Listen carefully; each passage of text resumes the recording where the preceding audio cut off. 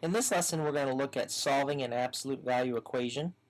So what we have here is an elementary absolute value equation. The absolute value of x plus 4 is equal to 5.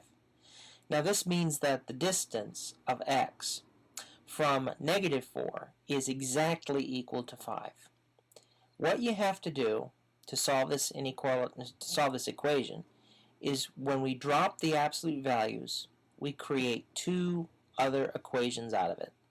The first equation looks exactly like the original, it just doesn't have the absolute values. The second equation, what we do is we drop the absolute value and we make this number negative. And then we proceed to solve both equations. So we subtract 4 on both sides. I get x equals 1 as a solution. I subtract 4 on both sides again. I get x equals negative 9 as a solution. Now we have to check our solutions.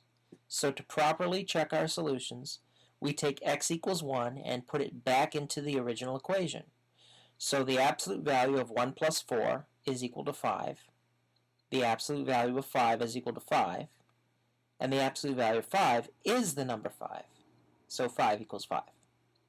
We take the solution x equals negative 9, plug it into the original equation, so negative 9 plus 4, the absolute value of that is equal to 5. The absolute value of negative 5 is equal to 5, and the absolute value of negative 5 is 5, so 5 equals 5.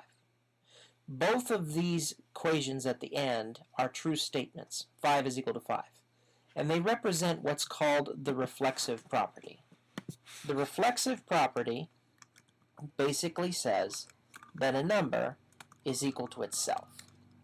That's how you know you've correctly checked an equation, the solutions to an equation, is when you plug in the number and you get the reflexive property. Okay, let's go ahead and solve another one. Okay, let's go ahead and solve a new absolute value equation. The absolute value of 2x minus 3 plus 4 equals 7. Now in the last equation, what we did was we dropped the absolute values and separated it into two problems. But for this kind of an equation, we can't do that yet. What we have to do before we separate it is to subtract 4 from both sides. If you have an addition or a subtraction outside the absolute values, you have to take care of that first before you drop the absolute values. So we subtract 4 from both sides and get the absolute value of 2x minus 3 is equal to 3. Now we can drop the absolute value symbol and separate it into two separate equations. So 2x minus 3 equals 3 looks exactly like this equation here, except it doesn't have the absolute values. And 2x minus 3 equals negative 3, changing the sign. We now solve each equation separately. Add 3 to both sides, 2x is equal to 6. Divides both sides by 2, x equals 3 is a solution. Add 3 to both sides, 2x equals 0.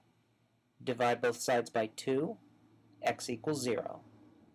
Okay, now it's time to check our solution. So we take our two solutions, 3 and 0, and plug them back into the original. 2 times 3 minus 3, absolute value, plus 4 equals 7. 2 times 3 is 6. 6 minus 3 is 3. The absolute value of 3 is 3. And 3 plus 4 is 7. So 7 equals 7 is the reflexive property.